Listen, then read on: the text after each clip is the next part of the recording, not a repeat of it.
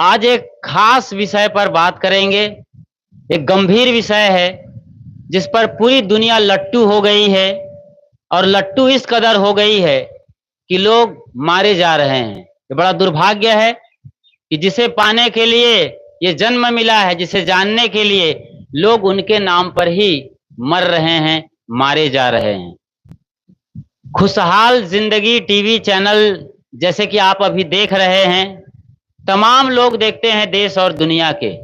उनमें से कई लोगों का फोन आता है कि गुरुजी भगवान कब मिलेगा, परमात्मा के दर्शन कब होंगे, कब हम भगवान को देख पाएंगे, उनसे अपनी बात कह पाएंगे।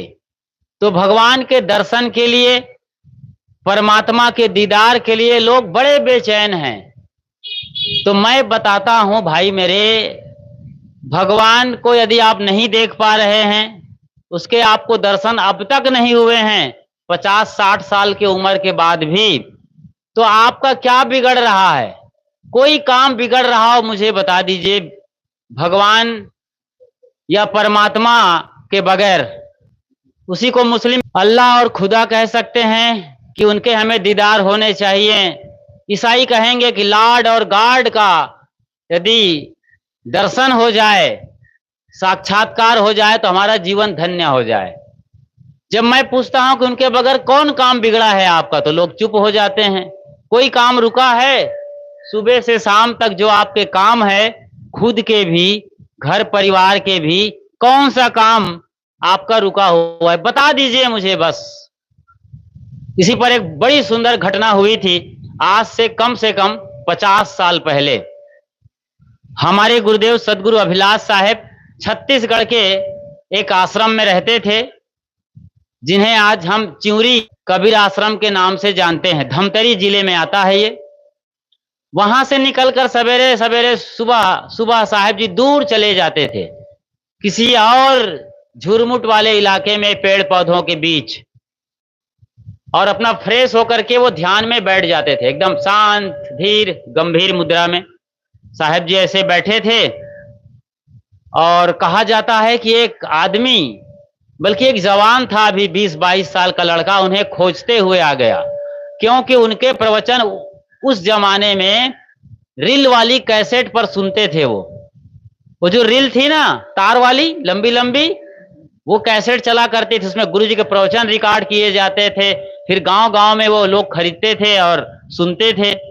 दादा बाबा की कैसेट को वो बच्चा सुन लिया था, और जब गहरे से सुना गुरुदेव जी के प्रवचन को, आज भी सुन सकते हैं उन प्रवचनों को यूट्यूब में। आप जाइए, सर्चिंग बॉक्स में लिखिए या बोलिए वॉइस टाइपिंग सदगुरु अभिलाष साहेब, जिनके एक से बढ़कर एक प्रवचन है। पूरी दुनिया में लोग उन्हें सुनते हैं, समझते हैं। बड़ी सरल भाषा में साहेब व्यवहार और परमार्थ को बताते रहे हैं। आपके इस इलाके में सदगुरु अभिलाष साहेब कहाँ आए थे? रोसड़ा के आसपास, बेगूसराय, समस्तीपुर आते थे, आप लोगों को भले याद ना हो। तो वो लड़का आया और एकदम चरणों में अपने को बिछा दिया। पहले तो थोड़ा सकपकाया, क्योंकि ध्यान में गुरुदेव बैठे थे, जगाएं कि न जगाएं, क्या बोलें क्या ना बोलें। एकदम ध्यान की मुद्रा में शांत और मौन है, लीन है अपने आप में। तो चुपचाप ठहरा रहा, प्रतीक्षा करता रहा। आधे घंटे बाद ही सही, 1 घंटे बाद गुरुदेव जगेंगे तो सही।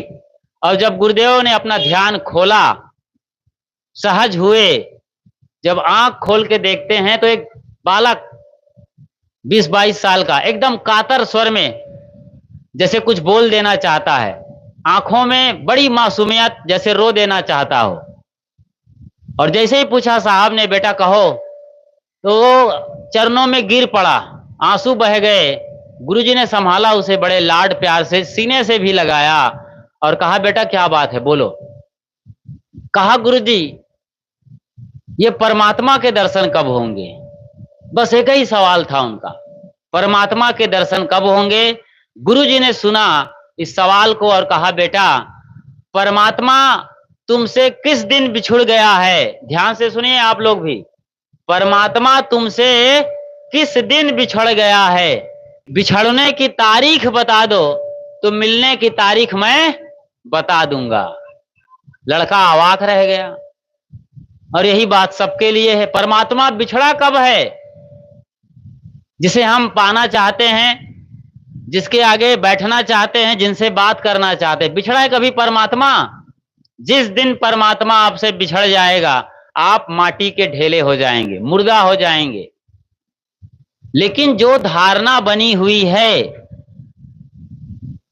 उसको हम अभी समझेंगे, और समझेंगे कबीर साहब की बानी को, कि कबीर साहब इसके लिए हम सबको क्या बताते हैं और कैसे वो जगाते रहे। आज से 600 बरस पहले गांव देहात में जाते थे साहब। आपके गांव भी आए रहे होंगे, क्या पता।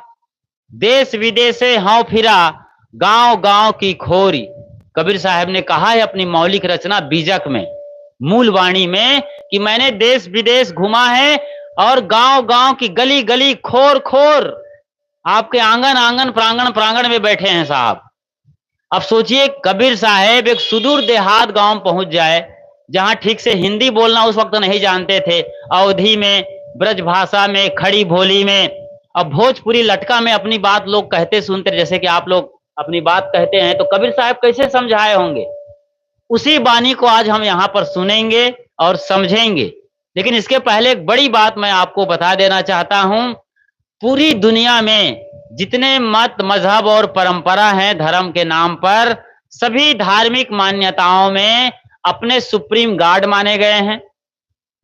मुसलमान उसे खुदा और अल्लाह कहते हैं, हिंदू उसे परमात्मा और परमेश्वर कहते हैं, और ईसाई उन्हें गॉड और लॉर्ड कहते हैं। इनको पाने के लिए हर मत, मजहब और परंपरा में जिनको वो धर्म का नाम देते हैं, जैसे सिख धर्म, हिंदू धर्म, मुस्लिम धर्म और ईसाइयत का धर्म। धर्म नहीं, ये सब परंपराएं हैं। देश काल परिस्थितियों में ये सब पैदा हुए हैं। ईसाइयत की परंपरा 2024 साल से है, उसके पहले कोई ईसाई नहीं था, ना ईसाइयत की परंपरा थी, ना कोई ईसाई। ईसा मसीह के नाम से ईसाई परंपरा चलती है। और आपको जानकर हैरानी होगी कि स्वयं ईसा मसीह भी ईसाई नहीं हैं। समझ रहे हैं इन बातों को? ईसा मसीह जिनके नाम से ईसाई की परंपरा चलती है, ईसा मसीह भी ईसाई नहीं है, वो यहूदी थे। तो ईसाइयत की परंपरा 2024 साल से चल रही, जैसे कि अभी हमारा ईसवी सन चल रहा है। मुसलमानों की परंपरा केवल 1600 साल से है, उसके पहले का नहीं। सिखों की परंपरा तो बिल्कुल अभी 500 550 साल की है। हिंदुओं की परंपरा की बात करते हैं तो ये भी ज्यादा नहीं है, बमुश्किल 2000 1500 साल की है। ज्यादा से ज्यादा आप मान लेंगे तो तथागत बुद्ध और महावीर के जमाने में जाएंगे, 2500 साल पहले। हिंदूवादी जो अपने को सनातनी कहते हैं, यदि उनकी बातों को माने तो अधिकतम सर्च रिसर्च किया जाए तो 3000 से 4000 5000 भी मान सकते हैं। हालांकि वो तो सदैव मानते हैं, ऐसा कुछ भी नहीं था। तमाम परंपराएं आई इस देश और दुनिया में, जंगल का जमाना रहा है, कहां घर था जी इस तरीके से, घास फूस के छप्पर खप्पर में रहते थे। जैसे कि आज बिहार का आधा इलाका उसी घास फूस और छप्पर के बांस बल्लियों के घर में रहते हैं आप। गुफा में एक जमाने में रहते थे लोग। तो सारी परंपराएं देश काल में बनी हैं और इनकी अपनी मान्यता यह है कि इनके सुप्रीम पावर हैं, खुदा, अल्लाह, परमात्मा, परमेश्वर, लॉर्ड और गॉड, जो आसमान में रहते हैं। और जो उनकी पूजा करेगा, मुसलमानों के हिसाब से कुरान के अनुसार, हिंदुओं के अनुसार पुराण के अनुसार, या गीता रामायण के अनुसार, महाभारत के अनुसार, या धर्मशास्त्र हैं 18 पुराण को ले लो आप, 6 शास्त्र और 4 वेद को ले लो, तो इनके अनुसार जो भक्ति करेगा भगवान और ईश्वर को, वो पाएंगे और दर्शन देगा। ईसाइयत की परंपरा कहती है कि बाइबिल जो पढ़ेगा, बाइबिल की बातों को मानेगा, न्यू टेस्टामेंट, ओल्ड टेस्टामेंट, वो आदमी पार होगा, उसे प्रभु ईसा अपने चरणों में शरण देंगे, यूहन्ना, यहोवा उन्हें अपने घर ले जाएंगे। और उन्हें यरूशलेम की यात्रा करना है, वेटिकन सिटी जाना है। यूरोप में वेटिकन सिटी है जो कि इटली देश में है। इटली जिसकी राजधानी रोम है। रोम में एक इलाका है जिसे वेटिकन सिटी कहते हैं। छोटा सा गणराज्य है जो अब देश के नाम से जाना जाता है। स्वयं प्रभुता संपन्न गणराज्य, एक शहर को देश बना दिया ईसा मसीह के लिए ईसाइयों ने। मोहम्मद साहब के मानने वालों का कहना है कि आप मक्का मदीना आओ, इसीलिए आपके यहां से यानी हिंदुस्तान से हजारों की तादाद में हाजी हज करने जाते हैं। जो हज करके आते हैं वापस अपने घर, उन्हें हाजी कहा जाता है। वो मक्का मदीना जाते हैं इसी परमात्मा को पाने के लिए। गजब बात है। इसी परमात्मा और परमेश्वर भगवान को पाने के लिए हिंदू परंपरा में लोग कन्याकुमारी से कश्मीर जाते हैं, यानी वैष्णव देवी से लेकर रामेश्वरम तक की यात्रा करते हैं। और इधर कोलकाता की काली माई से लेकर कहाँ की, मुंबई की मुंबईया देवी तक यात्रा करते हैं। बीच में सिद्धि विनायक भी आ जाते हैं, तिरुपति बालाजी भी आते हैं, और न जाने कितने देव देवालय, मंदिर और देव स्थान है। ये हिंदुओं की बातें हैं। यदि आप सिखों को भी आजकल धर्म मान लिया गया है, हालांकि बिल्कुल साधारण सी बात है, लेकिन खैर माना गया है। तो सिखों की अपनी मान्यता है कि वो वहीं जाते हैं। पंजाब के अंदर अमृतसर में उनके गुरुद्वारे हैं, बड़े बड़े शहरों में, और भी पटियाला में भी है, लुधियाना में भी है। मैं जाके देखा हूं। ननकाना साहब पाकिस्तान में नानक साहब पैदा हुए थे, और नानक साहब जब पैदा हुए तब सदगुरु कबीर साहब 72 साल के थे। लगभग 70 साल से 72 साल की उम्र के थे। और जब होश संभाला नानक ने, तो उन्होंने अपना गुरु स्वीकार किया था। कबीर साहब को पढ़ा था, सीखा था, समझा था। इसीलिए गुरु ग्रंथ साहब में कबीर साहब की अधिकतम बानियां शामिल की गई है तमाम संतों के साथ। तो हमने अब तक देखा परमात्मा के नाम पर हर मत मजहब परंपरा में अपने अपने झंडे हैं, उनके लंबे लंबे ऊंचे ऊंचे डंडे हैं, उनकी अपनी किताबें हैं, जैसे गीता, रामायण, महाभारत, बाइबिल, जिंदा वेस्ता और कुरान, पुराण वगैरह वगैरह। उनमें अपनी अपनी बातें हैं, उनकी धार्मिक मान्यताएं हैं, रीति रिवाज है, अरदास करने के ढंग है, प्रार्थना और पुकार करने के अपने अंदाज हैं, फिर प्रेयर और प्रार्थना करने के अलग ही ढंग है ईसाइयों के। अल्लाह अकबर, बिस्मिल्लाह रहमान रहीम के अजान लगाते हैं मुसलमान, उसी अल्लाह को, ताला को ढूंढने के लिए। तो सब कोई पुस्तक के आधार पर, परंपरा के आधार पर, और उनके अपने अपने पुरोहित हैं जो इस परंपरा को हजारों साल बाद जीवित रखे हैं। हिंदुओं में उन्हें हम पंडित और पुरोहित कहते हैं, पांडे जी जिसको बोलते हैं आप, और पोप और पादरी ये पुरोहित कहलाते हैं ईसाइयों के। इसी तरीके से अब हम देखते हैं मुसलमानों के पुरोहित कौन है, मुल्ला और मौलवी।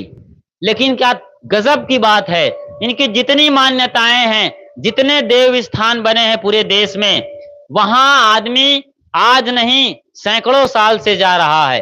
कितनी बार भदगड़ मची है।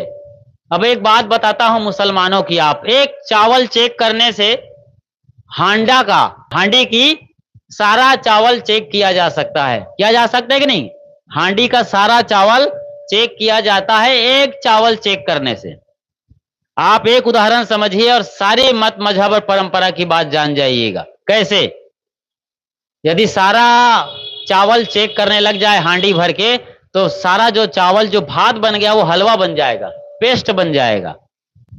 मुसलमानों की जो अड्डा है जिसे वो मक्का और मदीना कहते हैं, हर साल वहां हिंदुस्तान से हजारों की तादाद में और दुनिया भर से लगभग 1,00,000-2 लाख, पता नहीं कितने लाख लोग इकट्ठे होते हैं वहां हाजी। वहां पर एक काला पत्थर रखा हुआ है, उसको शैतान कहा जाता है। उसी शैतान को पत्थर मारने की रस्म अदायगी होती है। शैतान को मतलब मारो, शैतान है, हैवान है, राक्षस है आपकी भाषा में। तो उनको मारने के चक्कर में क्या होता है, हर साल भगदड़ मचती है। वैसे ही भगदड़ मचती है जैसा कि अभी हाथरस में मचा हुआ था। यानी हाथरस कांड में आपने देखा जिसमें 125 लोगों से लेकर 500 लोग मारे गए। ऐसे ही शैतान को पत्थर मारने के दौरान भदगड़ मचती है। एक दूसरे पर लोग चढ़ जाते हैं, जोश में आ जाते हैं। अभी मुहर्रम आने वाली है। मुहर्रम कब है? परसों मुहर्रम है। और यहां भी मुसलमान है, जहां हम ये सत्संग में बैठे हुए हैं मुसेपुर में, और हम जहां ठहरे हैं ठीक बाजू में है मुसलमानों का घर है। तो वो मुहर्रम की तैयारी कर रहे हैं और अपने जो ताश हैं वो बजा बजा के रिहर्सल कर रहे हैं। दिन रात वो बजाते पीटते रहते हैं। ताजिया निकलने वाला है मुहर्रम को। तो इसी तरीके से मुसलमानों की उस परंपरा में मक्का के अंदर लोग पहुंचते हैं, शैतान को पत्थर मारते हैं, और ऐसी भदगड़ मचती है कि हर साल 500 से 1000 2-4 हजार लोग मारे जाते हैं। सोचिए जरा, जिनको हम देव स्थान कहते हैं। ये तो मुसलमानों की बात हो गई। अभी यरूशलेम में क्या होता है? रूस और यूक्रेन क्या है? दोनों ईसा मसीह को मानने वाले हैं। लगभग 1.5-2 साल से लड़ रहे हैं और हजारों लोग मारे गए हैं। करोड़ों अरबों खरबों की संपत्ति नष्ट हो गई है। केवल ईसा मसीह के नाम पर लड़ रहे हैं ये लोग कि हम ईसा मसीह के असली पुजारी हम हैं। और कोई बड़ा झगड़ा नहीं है। जो कैथोलिक और प्रोटेस्टेंट, उनके दो अनुयायी हैं कि दो धारा है ईसाइयत के अंदर। जैसे बुद्धों या बौद्ध के अंदर हम बात करें तो हीनयान और महायान दो धारा है ना। इसी तरीके से ईसाइयत में कैथोलिक और प्रोटेस्टेंट ये आपस में लड़ते हैं, केवल अपना वर्चस्व स्थापित करने के लिए कि हम बड़े हैं, हम असली भक्त हैं ईसा मसीह के। और अरबों खरबों की संपत्ति हो गई। दुनिया दो गुटों में बटी हुई है। और हमारे देश के वर्तमान प्रधानमंत्री मोदी साहब इस वक्त रूस और यूक्रेन के दौरे पर ही हैं। देखिए, और आपके हिंदुओं में क्या होता है? हमारे देश की बात करें, शैव को शाक्त मार रहे हैं, शाक्त को शैव, मतलब शक्ति के उपासक हैं जैसे दुर्गा वगैरह के। तो वैष्णव और शाक्त में लड़ाई होती है, शैव उपासक में लड़ाई होती है।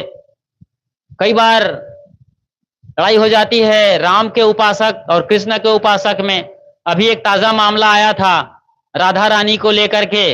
राधा रानी के बड़े प्यारे संत प्रेमानंद जी महाराज और शिव कथावाचक प्रदीप मिश्रा जी के बीच ऐसी जबरदस्त लड़ाई हुई कि पूरे देश को धर्म के नाम पर शर्मसार होना पड़ा। बड़ी किरकिरी हुई हमारे देश की। इतने बड़े दो गुरु पदासीन, एक कथावाचक जो शिव का पुजारी है, दूसरा राधा रानी का जो कृष्ण की प्रेयसी कही जाती है, उस राधा की वो उपासक हैं, और एक दूसरे के खिलाफ बहुत कुछ कह गए। छोटी सी बात है, बता देता हूं। कथा कर रहे थे प्रदीप मिश्रा जी, और कहते कहते ये बोल दिए कि राधा रानी बनारस की नहीं है, कहीं और की हैं, और वो कृष्ण की पत्नी नहीं है, कोई नाम नहीं है, कृष्ण से कोई रिश्ता नहीं है उनका। वो तो अनय घोष के साथ शादी करी थी और उनकी ननद कुटिला थी और उनकी सास का नाम जटिला था। तो जटिला कुटिला अनय घोष के नाम से ऐसा बवाल मचा देश में कि प्रेमानंद जी जो बड़े धर्म गुरु कहलाते हैं, बड़े अच्छे स्वभाव के जाने जाते रहे, लेकिन जबरदस्त तरीके से उनका आक्रोश जगा। परशुराम के बड़े भाई हो गए और भरी सभा में बोले कि ये जो कथावाचक अनाप शनाप बक रहा है, वो प्रदीप मिश्रा के लिए बोल रहे थे, इनका जो है नरकवास होगा।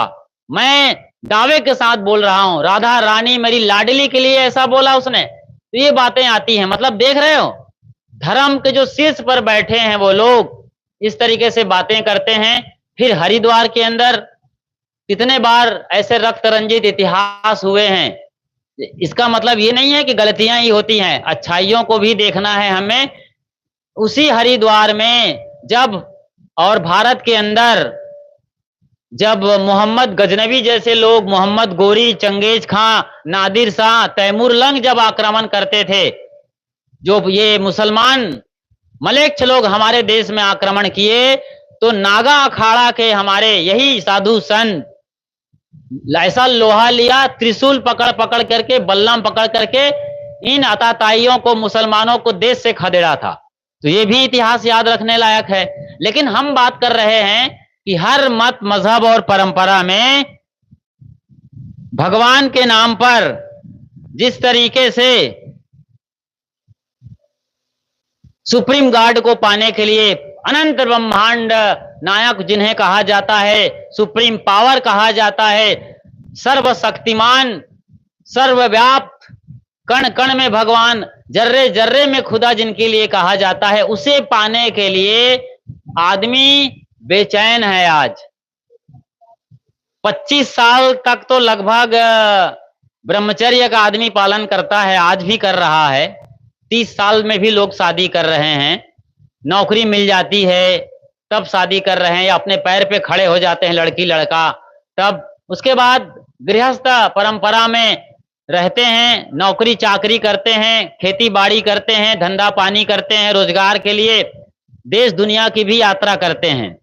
अब 50 साल होते होते उसके 3-4 बच्चे भी आ जाते हैं, बेटे बहू के जरिए नाती पोते भी आ जाते हैं। एक कंप्लीट लाइफ आदमी जी लेता है, 50 साल में भरा पूरा जीवन जी लेता है। उसके बाद वानप्रस्थ होना चाहिए। ये हमारे ऋषि मुनियों ने 4 रास्ते निकाले हैं, लेकिन दुर्भाग्य है कि सरकार आदमी को रिटायर्ड कर देती है 60 साल की उम्र में, लेकिन आदमी ऐसा दीवाना है, ऐसा जड़ हो जाता है घर के नाती पोते बहू बेटों में कि डंडा मार मार खा कर के भी घर में पड़ा रहता है। एक दादा की खूब पिटाई हो रही थी डंडों से, बहू बेटे मिलकर खूब पीट रहे थे, खूब रोए खूब गाए। दूसरे दिन हमारे गुरुजी पहुंचे और उनके पास अपनी पूरी कहानी बताए, गुरुजी इतना मारते हैं हमारे लिए। तो गुरुजी ने कहा क्यों घर में रहते हो, आश्रम आ जाओ। अरे सदा के लिए नहीं आओगे तो कम से कम 2 महीने महीने भर के लिए आ जाओ, इतना लोग मार रहे हैं। गुरुजी ऐसा कहाँ होगा। क्या कहा, गुरुजी घर छोड़ के हम नहीं आ सकते हैं। तो मारते तो है ना। अरे गुरुजी मारते हैं तो क्या हुआ, अपने तो हैं सब, बताइए अपने हैं, मारते हैं तो क्या हो जाएगा। अद्भुत लोग हैं ना लोग। तो 60 साल के बाद या 50 साल के बाद आपको वानप्रस्थी होना चाहिए था। वो समय जंगल का युग था जब ये निर्धारण हो रहा था। आराम से ऋषि मुनियों के कुटियों में जाइए, बैठिए और भगवत भजन करिए, ज्ञान के दिशा में चलिए। ऋषि याज्ञवल्क्य उस वक्त बहुत बड़े ऋषि थे, उनके यहाँ लोग जा करके लंबी लंबी कक्षा में शामिल होकर के, और यहीं बिहार में बुद्ध महावीर घूम रहे थे। बड़े बड़े विहार बने हुए हैं यहाँ, आज भी मौजूद है। नालंदा यूनिवर्सिटी दुनिया का सबसे बड़ा और बड़ा यूनिवर्सिटी था, जिसे अब जो है मॉडिफाई कर दिया, मोदी ने मॉडिफाई किया है, अब फिर से पढ़ाई हो रही है। अभी कुछ दिन बाद हम वहीं जा रहे हैं, नालंदा यूनिवर्सिटी, और वहां का भी आंखों देखा हाल दिखाएंगे और बताएंगे भी। तो पूरे देश में साधु संत ऋषि महर्षि, उस जंगल युग में भी आरण्यक ग्रंथ ही वहां बने हैं, उपनिषदों की रचना वहीं हुई है। जो निचोड़ है अध्यात्मक उपनिषद आपने पढ़ा होगा, उसके जैसा आत्म ज्ञान कहीं नहीं मिलने वाला है। उपनिषदों की चर्चा बीजक में भी कबीर साहब ने किया है, लेकिन वहां जो कसर रह गया उसको कबीर साहब ने बीजक में संपूर्ण खुलासा किया है सरल शब्दों में, इसलिए पढ़ना चाहिए बीजक। तो जब आदमी पढ़ता है लिखता है, नौकरी चाकरी छोकरी डोकरी कर सब हो जाता है उसका, जब घर परिवार से थक जाता है तब उसकी चेतना जगती है भगवान के लिए, खुदा के लिए और गॉड के लिए। तब वो साधु संतों के निकट आता है, अपनी बात रखता है। तो यही तो मैं बता रहा था, लोग सवाल करते हैं कि गुरुजी भगवान कब मिलेंगे, भगवान के दर्शन होने की विधि विधान क्या है, कौन सा मंत्र जपें, कौन सा नाम जाप करें, कौन सा नाम सार है। ये नाम का भी बड़ा चक्कर है कि सार नाम क्या है, शब्द नाम क्या है, सार शब्द क्या है, जिससे ऐसा गुरुओं ने जाल डाला है नाम जप का कि ये नाम जप लो, हमसे मंत्र लो, दीक्षा लो, अपना जो कुछ चढ़ावा है रुपया पैसे सोना चांदी जेवर गहने धोती कुर्ता सब हमको धरो, और हम तरने का मंत्र बता रहे हैं। फिर ओहम सहम हींग क्लींग विलिंग क्लींग यही सब अंतर मंत्र झूठे मंत्र भर देते हैं और बोलते हैं धोती कुर्ता धर और तर चाहे मर। ये सूत्र है आज संतों का। बड़े बड़े गुरुजन हैं, ऐसे गुरुआ लोग आपको ठगते हैं, ऐसे गुरुआ यहां भी घूम रहे हैं। कहते हैं कि शिव मंत्र ले लो, और बकरा मुर्गी खाते रहो, सब खाओ, मांस अंडा मछली मुर्गी, लेकिन हमसे शिव मंत्र ले लो। ये गुरु आपके आस पड़ोस में खूब है बिहार में, जिसके शिव चर्चा कहते हैं, खूब बोलबाला है। लेकिन कबीर पंथ में आना खाला का घर नहीं, आते हैं वो सूरमा जिन्हें जमाने का डर नहीं। अरे भाई, जब तक त्याग नहीं करोगे, संयम नहीं करोगे, नियम नहीं करोगे, तो कैसे तर जाओगे? उसी भगवान को खुश करने के लिए, उसी अल्लाह मियाँ को खुश करने के लिए, उसी गॉड को खुश करने के लिए बकरा मुर्गी मारा जा रहा है। आज ऊंट को काटा जा रहा है। मुहर्रम में देखिए ना, खून की नदी बहेगी। ईद के दिन क्या होता है? बकरीद के दिन लाखों की तादाद में बकरियां काट दी जाते हैं, भेड़ें और ऊंट सब काट दिए जाते हैं, सारा खून आदमी पी जाता है और ऊंट को भी सीधा निगल जाता है, गटक जाता है। कैसा आदमी है जी? अब सोचो, भगवान का वो बच्चा है, भेड़ बकरी ऊंट मांस मछली जो भी है, उनको आप खाओगे, वो तड़प रहे हैं, उनकी बद्दुआ नहीं लगेगी आपको? और आपका भगवान भी कैसा कसाई है, जो ऐसा खून मांगता है, लाश को मांगता है, अपने लिए कटवाता है, और कटवा करके भी कितना खुश है। देखो वहां बच्चे कितने गौर से देख रहे हैं और सुन रहे हैं। वाह, बच्चों के लिए एक बार ताली बजाओ, क्या प्यारे बच्चे। इनके लिए प्रसाद देना, हाँ बच्चों को प्रसाद मिलेगा, है सब बच्चों को प्रसाद मिलेगा, मुट्ठी भर भर के। आज इंतजाम करो, प्रसाद मिलना चाहिए सबको। तो बच्चे बड़े गौर से, इनको भी समझ है बच्चों को, क्योंकि आज जमाना बहुत तेज हो गया है। सारे बच्चे कंप्यूटराइज्ड पैदा हो रहे हैं, कंप्यूटराइज्ड, कंप्यूटर से ही निकल के जैसे आ रहे हैं, इतना शार्प दिमाग लेके आ रहे हैं, क्योंकि इनके मम्मी पापा लगातार मोबाइल देख रहे हैं।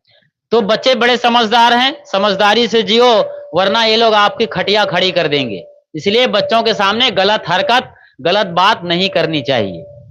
बच्चे भगवान के रूप हैं, तो उन भगवानों को आप लाश खिला रहे हो काट काट के, भगवान खुश होगा?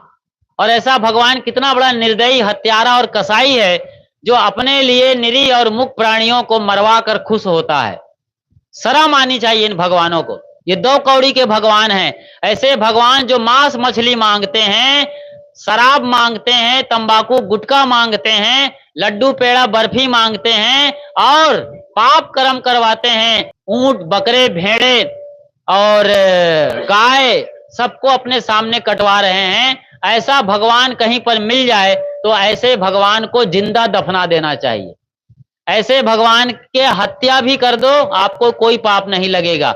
जो लाश खाता हो, खून पीता हो, असल में ऐसा भगवान कोई नहीं है। किसी भी धर्म शास्त्र में ऐसा नहीं लिखा है, न वेद में, न पुराण में, न कुरान में, न बाइबिल या जिंदावेस्ता या किसी भी धर्म ग्रंथ में। सब में प्रेम की बात है, अहिंसा की बात है, और सब ने एक दूसरे से प्रेम करना सिखाया है। लेकिन कहें कबीर जिभ्या के लंपट, यही विधि प्राणी नर का पड़े। ये आदमी जिभ्या का लंपट है, इसका जिभ लपलपा रहा है पुजारियों का। जो अनुयायी हैं, पुजारी अपने को कहते हैं, अपना भगवान बना के डंडा और झंडा लगा दिया है और पत्थर पर रंग पोत दिया है। असल में जो मक्का मदीना में पत्थर रखा है ना, वो भी कहा यह जा रहा है कि वो कभी शिव का चिन्ह रहा है, यानी शिवलिंग, कभी शिव मंदिर था, वो देवालय था। जैसे ताजो महल जो आज बना है, उसको तेजो महल नाम था कभी। वहां के लिए भी कहा जाता है कि वो कभी शिव का मंदिर रहा है। ये जब मुसलमान आए तो ये सब बदल दिए, तोड़ फोड़ करके ऊपर को जो है गुंबद बना दिए। मंदिर नुकीला होता है, जिसमें तड़ित चालक लगा होता है और बिजली गिरे तो सीधा जमीन पर आ जाए। ये लोग गुंबद बनाने लगे, और गुंबद बना बना करके सारे मंदिरों को तोड़ फोड़ करके, ये अब मूर्ति तो बनाने मुसलमानों को आता नहीं है, तो खाली दीवार रख दिए। उनके यहाँ मस्जिद के अंदर कोई मूर्ति नहीं होती है।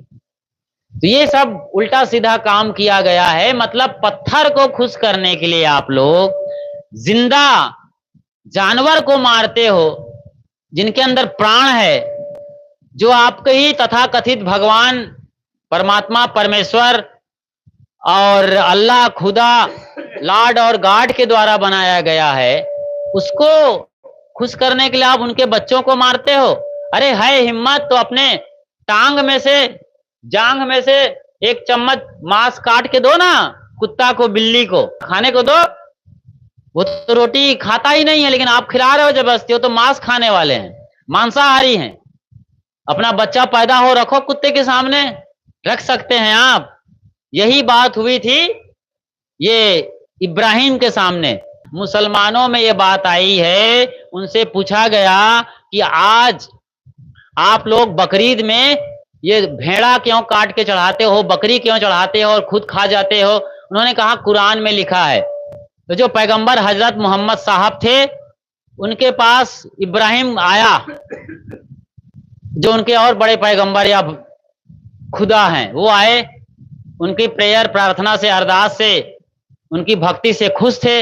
इब्राहिम ने कहा मोहम्मद साहब, हम तुम्हारी ये नमाज और भक्ति से बहुत खुश हैं, क्या भेंट कर रहे हो?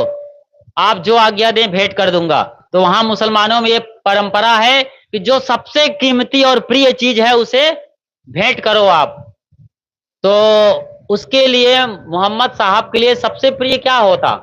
कई वर्षों बाद, 60 साल की उम्र के बाद, मेरे ख्याल से कई पत्नियों में से एक पत्नी को एक बेटा पैदा हुआ था, अभी बिल्कुल कुछ महीने या साल भर का था, तो वो पकड़ के ले आया और उसको अब बलि का बकरा बना रहा था। इब्राहिम या किसी और फकीर जो उस वक्त प्रकट थे भगवान के रूप में, खुदा के रूप में, उनको काट के चढ़ाने वाला था। तो कहते हैं वो देख नहीं पाया, अपने बच्चे को काट के चढ़ाना ये परंपरा रही है हिंदुस्तान में, हिंदुओं में भी और मुसलमानों में। तब इतनी बड़ी मुसलमानियत के बारे में बताया मैंने कि 1600 साल से है, इसके पहले सब हिंदुए थे।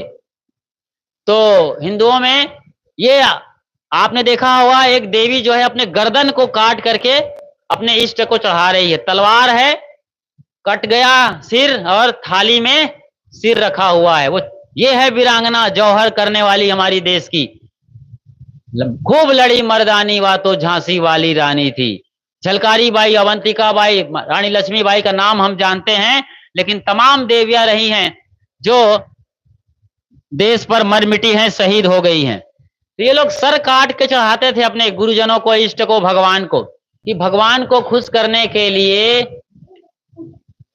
ये अल्लाह जो पैगंबर हजरत है, अपने अल्लाह मियाँ को खुश करने के लिए जैसे ही आंख बंद करके अपने बच्चे को रेतना चाहा, हलाल करना चाहते थे, तुरंत कहा जाता है कि वो एक भेड़ बन गया। ऐसी मान्यता है। गप कहानियां सभी धर्म शास्त्रों में है, वहां की ये गप कहानियां हैं।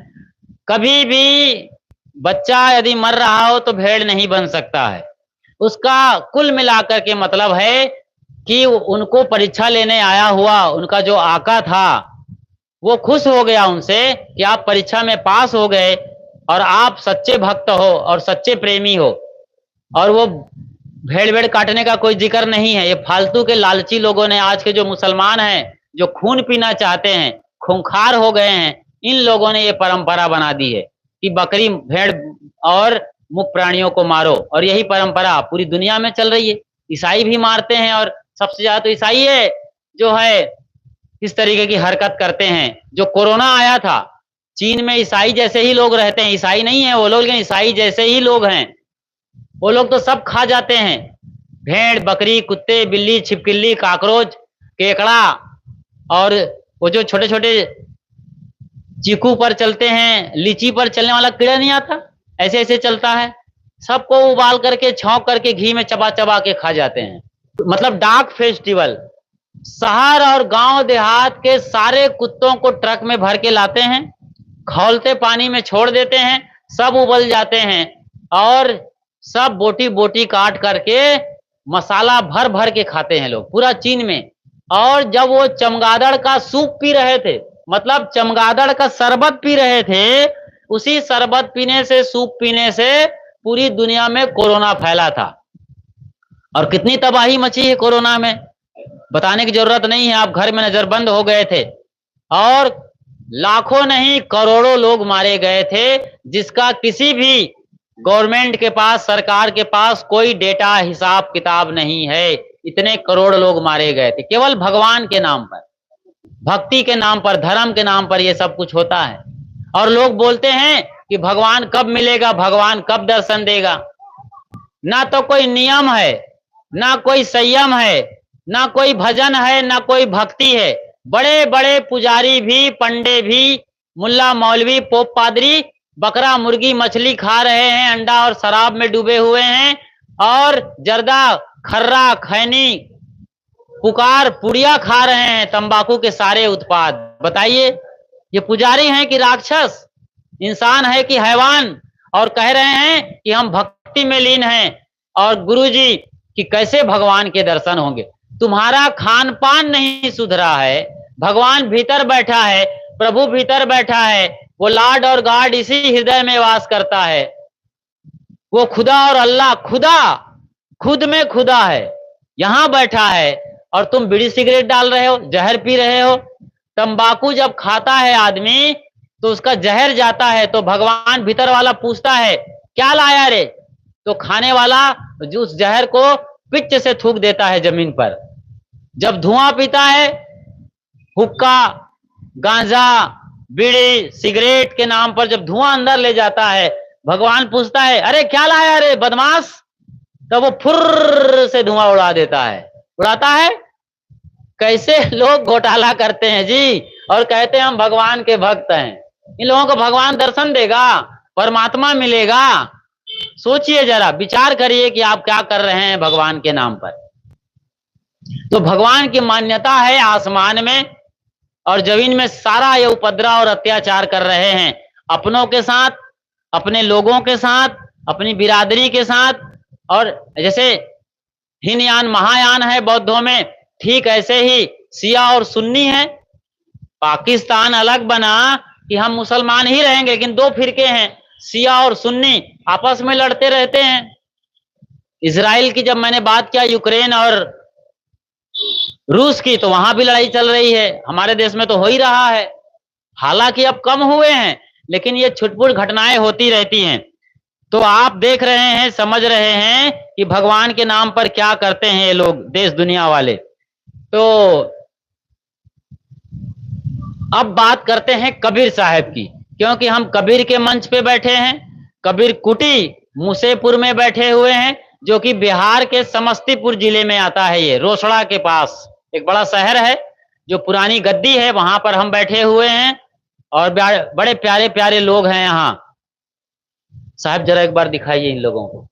बहुत लोग बैठे हैं और बड़े प्यारे लोग हैं, और बड़े चाव से कबीर साहब को सुन रहे हैं। जैसे आप लाइव प्रसारण देश और दुनिया से देख रहे हैं, ये लोग भी बड़े दिल से भर करके आपका और सबको, आप सबके साथ सुन रहे हैं।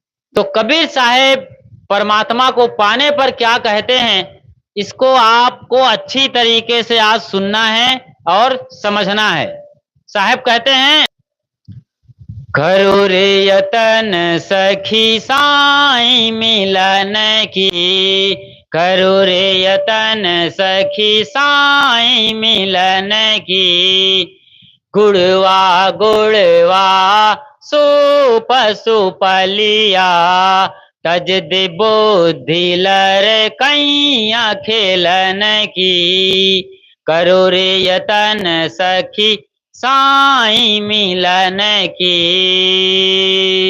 देव पितर आओ भुइया भवानी, देव पितर आओ भुइया भवानी। यह मार्ग 84 चलन की, करो रे यतन सखी साईं मिलन की। करो रे यतन सखी साईं मिलन की।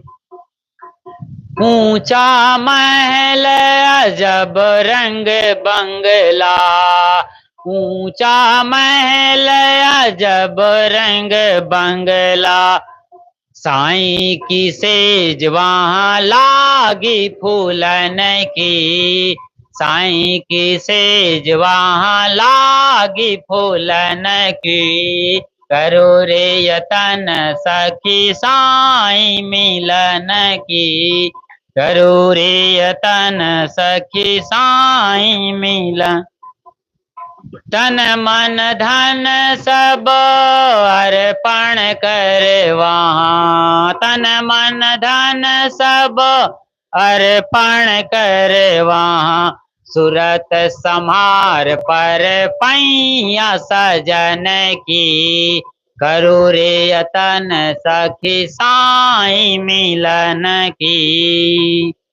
कहाँ है कबीर निर्भय पद हंसा, कहाँ है कबीर निर्भय हो हंसा, कुंजी बता दो ताला खोलन की, कुंजी बता दो ताला खोलन की, करो रे यतन सखी साई मिलन की, करो रे यतन सखी साई मिलन की।